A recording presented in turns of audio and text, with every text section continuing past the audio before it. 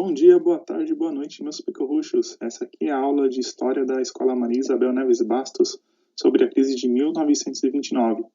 Hoje a gente vai falar do primeiro grande golpe que o capitalismo vai levar no século XX, a maior crise econômica do século XX, a crise que deixou os Estados Unidos de joelhos e que foi um dos fatores da Segunda Guerra Mundial. Então vamos falar de economês. Peguem seus cadernos e vamos trabalhar.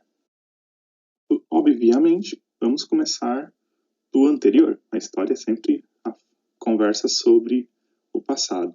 Então, para entender sobre a crise de 29, a gente tem que entender o que aconteceu nos anos anteriores. A gente já estudou a Primeira Guerra Mundial. E nela, vocês viram que os países do lado da Tríplice Entente, eles ganharam o conflito. Porém, um país na América, ele se destacou com a vitória. Os Estados Unidos, ele vai se tornar a economia mais poderosa do planeta nesse momento. Ele não vai sofrer os danos da Primeira Guerra. Ele não vai ter seus territórios imensamente atacados ou destruídos. Não vai ter cidades destruídas. Então, os Estados Unidos se deu muito bem. Além disso, ele meio que conectou-se economicamente aos países vencedores e aos perdedores com dívidas de guerra e com a proposta de reconstruir esses países. Então, tudo que é ligado à economia nesse sentido vai ficar fortalecido nos Estados Unidos. A gente chama de mercados, né? Essas linhas de econômicas que se conectam, levando mercadorias, produtos, por isso a gente chama mercados. Então, não é o supermercado, é o mercados de produção e de infraestrutura para levar as coisas de um lugar para outro. Navios, aviões. Os aviões ainda não eram muito usados para carga nessa época, mas já existia aviação. Então, todo mundo ficou conectado. No caso, os Estados Unidos vai ter uma enorme indústria para a guerra e ele vai manter essa indústria ativa. A indústria que antes era para a produção de equipamento de guerra vai ser transformada em uma produção para equipamentos para fins pacíficos, como carro, aço para construção civil, eletrodomésticos, e eram comercializados no mundo afora. Apesar dos países destruídos, você tinha consumo, não era o maior consumo do mundo, mas era consumo, e também para comercializado internamente. Isso é um fator muito importante. As fábricas deles faziam eles consumir internamente. O consumo interno de produtos era maior do que eles exportavam por aí. Então, isso é um fator que vocês não devem tirar da cabeça. Outra coisa que tem que ficar clara é que os Estados Unidos estavam bancando a reconstrução da Europa.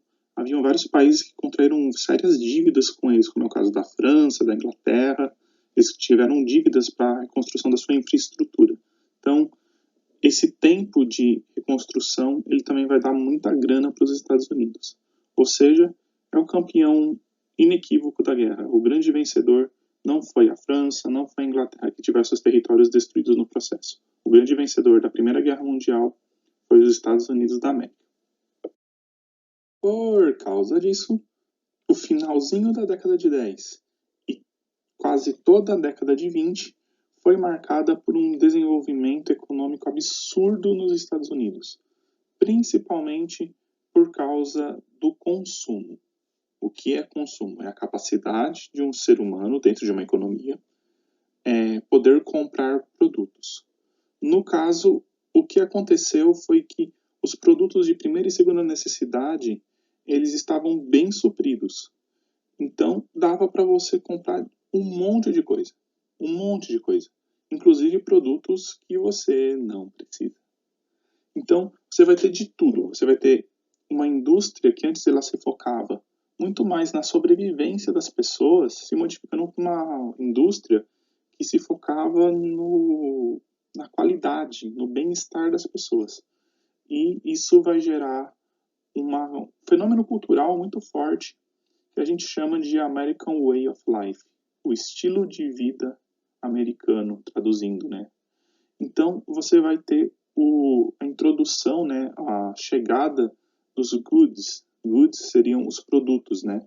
Esses produtos vão ser não apenas produtos sabidamente conhecidos por qualidade, mas produtos que seriam considerados importantes você ter. Você ia ter o produto não porque ele é o melhor produto, você vai ter o produto porque ele é o mais bonito, ele é o mais agradável, ele é o produto da moda. A moda vai se valorizar muito nesse momento. O marketing, a propaganda, eles já existem, né, de certo modo, mas esse é o momento do florescimento do marketing e da propaganda, em vários aspectos, não só no aspecto econômico, mas no aspecto social e político, o marketing também começa a crescer. Então começa uma cultura, um fenômeno cultural, em que as pessoas elas são melhores, são valorizadas pelo que elas têm, pelos objetos que elas possuem, e não pelo que elas são. E, infelizmente, essa característica se persiste até hoje. A pessoa é muito valorizada pelos seus objetos, pelos seus bens, né, pelas coisas que ela possui, não pelo que ela é, não pelo seu caráter ou pela sua ética. Mas ter uma mansão e um carrão, isso te dá um status social um pouco mais elevado. Então, a cultura do ter, de você ter o objeto para poder ser valorizado socialmente, ela está a pleno vapor na finalzinho da década de 10 e na década de 20. Um exemplo bem legal é essa propaganda de geladeira aqui, que mostra a família feliz, a família ideal americana está aqui, tá? A família ideal dos Estados Unidos está aqui. Que mostra aí a esposinha, ó, a esposinha que trabalha, ó, roupinhas práticas para poder salto alto, ó. Deixa eu marcar aqui. Ó, salto alto aqui, ó. De amarelinho para ficar mais nítido. Não marca. A cor fica mais roxinha. E uma cor pretinha. Pretinha básica. Salto alto aqui, ó. Bonitinho. Ou seja, a mulher que trabalha, a mulher que está na rua. Mas ela não tem tempo para cozinhar. Então, como ela vai fazer? Ela vai preparar congelados. Os congelados, os enlatados, eles foram idealmente pensados para combate. A comida enlatada, principalmente, já foi pensada para combate. Mas aí ela é levada para o cotidiano das pessoas através do mercado. Ou seja, a tecnologia de guerra vira tecnologia para uso civil. Então, os enlatados começam a ser amplamente utilizados. O congelamento dos alimentos, que era usado só para transporte, agora está dentro das casas das pessoas. A geladeira, ela vai ser uma grande evolução na história da conservação dos alimentos. Então, ter uma geladeira em casa, que para a gente é uma coisa considerada trivial, basicamente, para eles era uma grande mudança no status social da pessoa. Porque ela não precisava ir, basicamente, todo dia pegar comida. Carne, por exemplo. Carne, você tinha que pegar fresca, ou seja, o boi que você vai comer, a galinha que você vai comer, tem que estar bem perto de você, para você ter. Então, quando você tem as geladeiras, você pode deslocar a produção de carne para outro lugar bem distante das cidades. As cidades podem crescer sem precisar de uma fazenda do lado. Então você tem toda essa ideia linda de que a geladeira está unindo a família. Olha que coisa mais maravilhosa. Todo mundo gosta da geladeira. As crianças ficam felizes. O pequeno John fica feliz em empilhar as latinhas. A pequena Susan falando, uau, será que ele vai conseguir empilhar tudo? O pequeno Billy, ele quer guardar as maçãs dele dentro da geladeira. E o Big Bill aqui, o pai da família, ele quer guardar o que? As canjibrinas dele. Até o cachorro que está aqui embaixo, ó, ele quer guardar coisa, ele quer guardar o osso dele. Ou seja, é a típica família suburbana estadunidense, a família ideal. Eles são aquele pessoal que mora em casinhas de subúrbio, com cerquinhas brancas e gramados, que vão... Falando? Tá falando? Tá gravando? Sim, tá gravando. Pensei que não tava gravando, eu olhei assim um botãozinho. Então, voltando. Então, é a família suburbana típica. Aquela família que vê, tipo, o vizinho bota o carro novo na garagem, o Big Bill ali vai falar, vou ter que comprar um Cadillac também. E aí ele joga o carro dele nos carros usados, pega uma grana, paga o resto, paga a outra metade ou financia. Então, é a família que vive do consumo, que só pensa em consumo, só pensa em consumir. Consumir é igual ao status social. E isso não é uma boa ideia a longo prazo. E eu estou falando aqui em 10 anos para os caras. Em 10 anos, eles... Um dos fatores é esse, tá? Esse consumo exacerbado e você achar que tem dinheiro, apesar de você não ter dinheiro. Esse pessoal acha que tem dinheiro, mas não, estão financiando. As casas não são próprias, por exemplo. As casas são alugadas ou financiadas para 20 anos, 30 anos.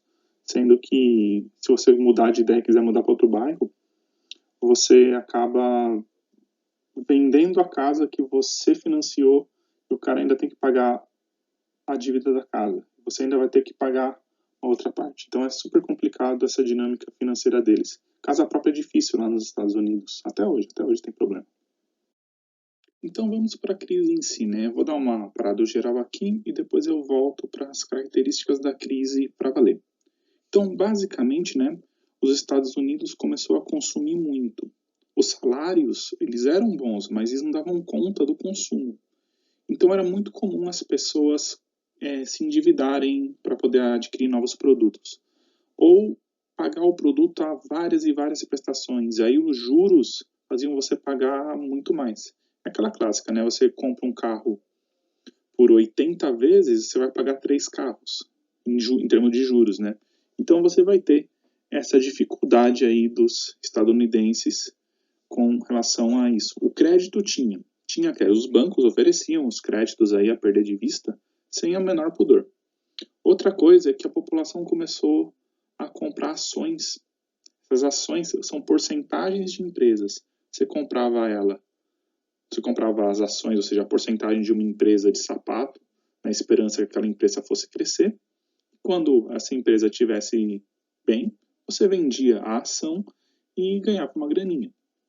Muita gente começou a fazer isso, e muitos especuladores financeiros faziam com uma velocidade assustadora. Então, isso começou a gerar uma bolha financeira. São dívidas sendo formadas, são empresas prometendo e não cumprindo, prometendo um crescimento e não cumprindo, sem contar, né, que todos os países capitalistas do mundo estão conectados. Então, se der algum problema em um deles, todos quebram, principalmente no principal, no maior, né, no caso, dos Estados Unidos. Então, se os Estados Unidos apresentassem um problema financeiro, eles sendo o principal comprador de quase tudo no mundo, todos os países que vendiam iam dar problema. Então, a crise vai começar por lá, né, esses problemas financeiros. Vamos mais a fundo nos fatores da crise, né? O primeiro grande fator é a superprodução agrícola, não só a dos Estados Unidos, mas dos países conectados a ele. Lembre, essa crise foi mundial. A crise de 1929 ela foi mundial porque todos os países capitalistas, de algum modo, estavam ligados aos Estados Unidos, economicamente. Então, era uma força, né, capaz... Se ela caísse, todas as outras caíam. É o nosso caso. No caso do Brasil, né, o Brasil é o produtor de café, né, um produtor de café desde o século XIX. E aí, para quem era um dos nossos maiores clientes? Os Estados Unidos. Então, a nossa superprodução agrícola que ia para lá, nossa enorme quantidade de café que ia para lá, não vai mais. Se os caras não têm nem dinheiro para comer, quanto mais para tomar um cafezinho, né? Então, nossa produção agrícola é seriamente afetada com isso. Mas não só a nossa, a deles mesmo. Teve alguns setores lá também que tiveram superprodução, teve outros setores que tiveram quebra de colheita total, perda total por causa de problemas ambientais. Teve uma espécie de grande nuvem de poeira que assolou os Estados Unidos. Então, a superprodução agrícola ela vai ficar encalhada nos lugares que antes vendiam para os Estados Unidos. O Brasil chegou a queimar café nos depósitos para ver se o preço subia um pouquinho, porque não estava valendo nada. Então, essa grande crise do café é um exemplo aí de fator da crise. Como a Europa estava passando pela reconstrução, né, e o consumo caiu, né, principalmente por causa do próprio consumo externo, né, ou seja, a capacidade de consumir coisas vindas do estrangeiro começou a cair, então a coisa também complicou. Os Estados Unidos já praticavam uma política de isolamento econômico e esse isolamento do consumo também vai acarretar nisso. eles vão se focar muito no mercado interno, eles não vão se pensar muito em exportação nesse momento. Isso vai gerar um problemão. Os bens de consumo deveriam também ir para a Europa, para poder equilibrar essa balança. Mas quando eles não foram, a Europa começou a andar com as próprias pernas. Começou a produzir seus próprios carros, sua própria tecnologia e conseguiu. E com esse modelo, ele zerou de vez qualquer chance dos Estados Unidos de entrar nesse mercado. Sem contar o mercado de infraestrutura. Ou seja, de construção básica, asfalto, estrada, encanamento, navio de transporte, tudo isso antes era ajudado pelos Estados Unidos, agora não é mais. Então também vai criar esse isolamento econômico dos Estados Unidos, ferrando eles ainda mais. Então vamos lá, vamos para a quebradeira. Agora vamos quebrar tudo, vamos quebrar o sistema aqui, sistema capitalista. Então, essa é a nossa situação. A gente tem esse gráfico aqui para dar uma ilustrada na relação entre produção e consumo. É mais ou menos assim que funciona até hoje, só com salvas diferenças, mas basicamente é isso aí. Então, quando você produz um produto, esse produto vai ser vendido.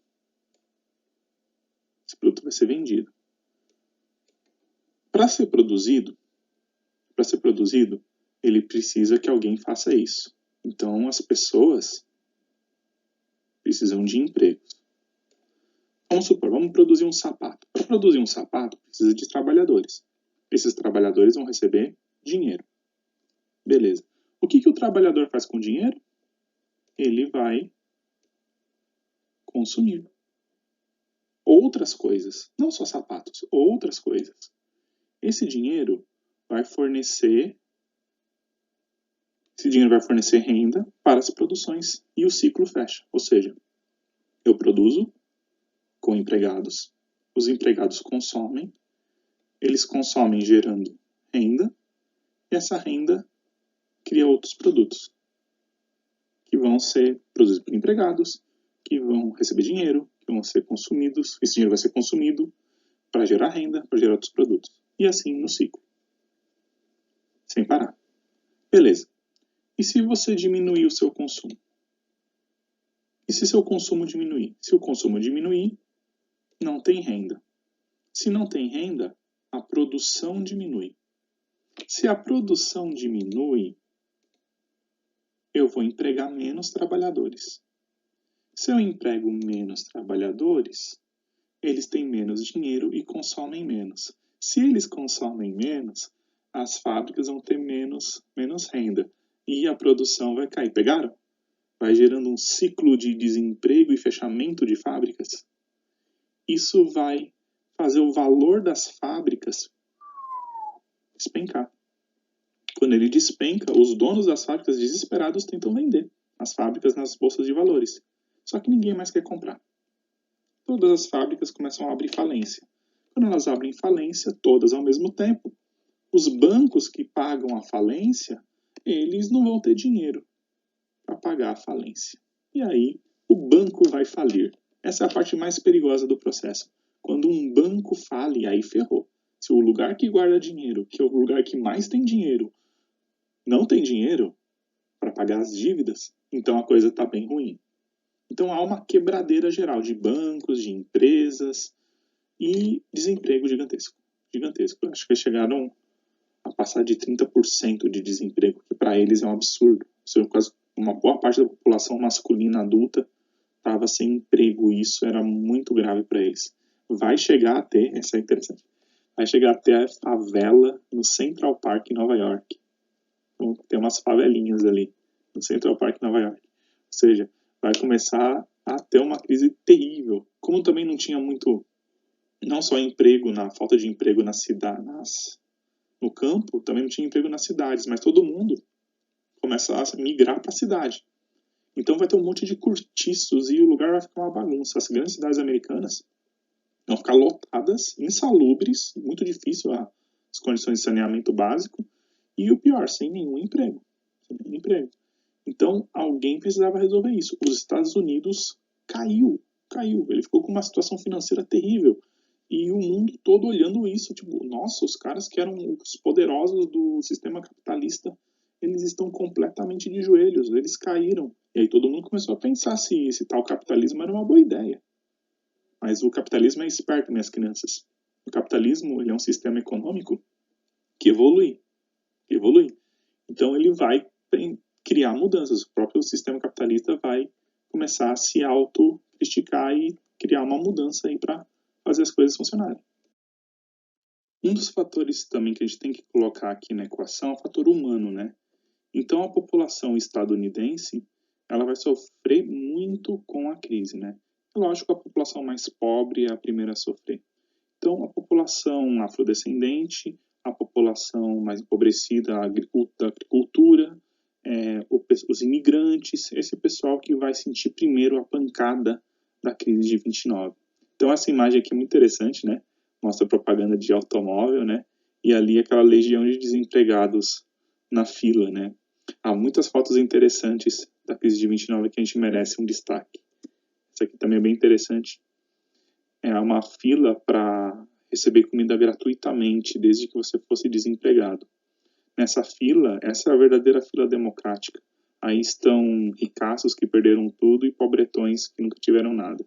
Todo mundo atrás de uma xícara de café e um bolinho, um donut. E é um ícone, né, da crise do capitalismo, como o capitalismo é capaz de cair e mais tarde de se reconstruir.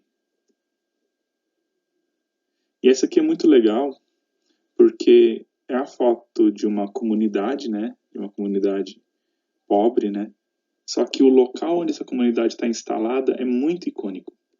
Isso aí é o Central Park de Nova York. O Central Park, o famoso Central Park. Ou seja, hoje um dos lugares mais badalados do mundo. Na crise de 29, ele tinha casebres de gente humilde que estava tentando sobreviver e estava desempregada. Nova York não era tão glamourosa nesse momento da história e mais ainda durante a crise de 29. Se você vê qualquer ocupação irregular hoje no Brasil, você vai se lembrar um pouco disso, tirando a bandeira, lógico. Então, a situação dos menos favorecidos foi muito árdua. Teve muita gente que passou fome, teve morte por fome, teve miséria, que é muito. Lembre-se da diferença entre pobreza e miséria, né? O pobre, ele tem o mínimo necessário para sobreviver. O miserável não tem alguma das coisas necessárias para sobreviver, como água, comida ou saneamento básico. Então, os Estados Unidos mergulhou numa crise terrível. A criminalidade subiu, as questões sociais ficaram mais exacerbadas, a tensão social no país aumentou. A política dos Estados Unidos tinha que se mexer para resolver o problema. E a política americana se moveu. No caso, Franklin Delano Roosevelt, o presidente dos Estados Unidos, vai iniciar uma reforma econômica pesada chamada New Deal. Em, se não me engano, 6 anos eles resolveram completamente o problema. Eles estavam prontos para outra, se é que vocês me entendem.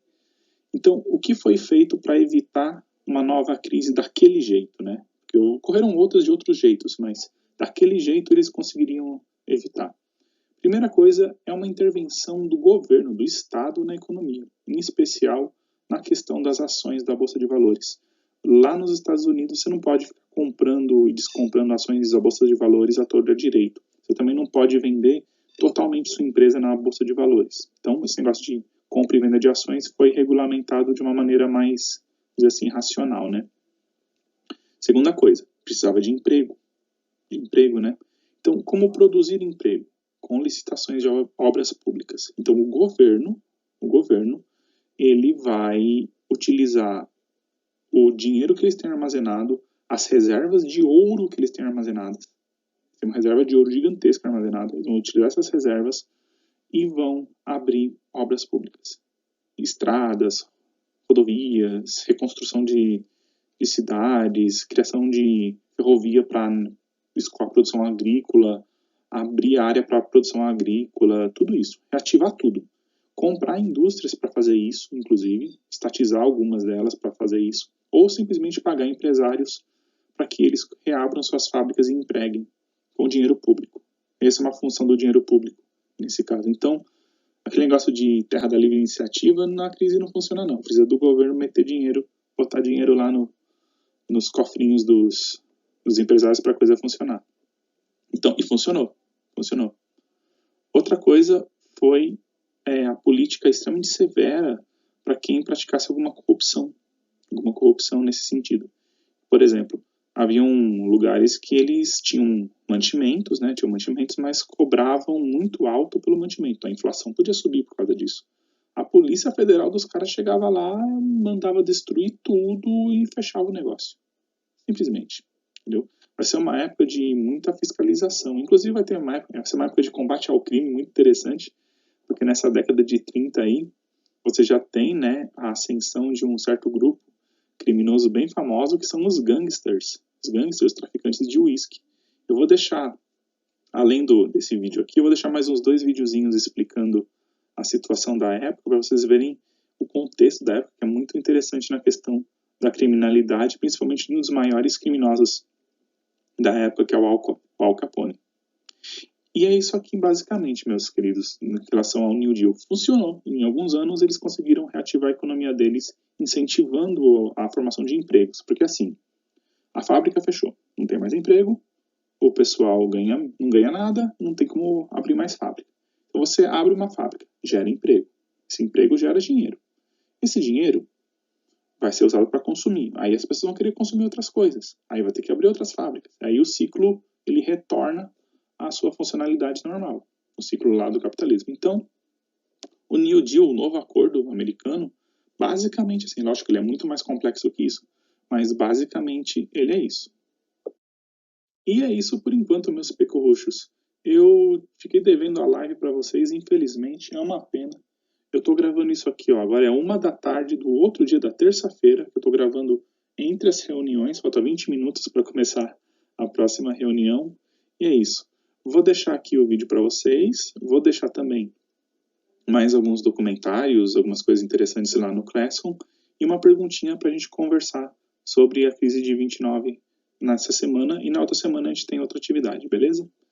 Então, qualquer dúvida, deixem lá na postagem do Classroom para a gente debater, é interessante a gente trocar ideias, e fiquem bem, usem álcool em gel, usem máscara, e até mais.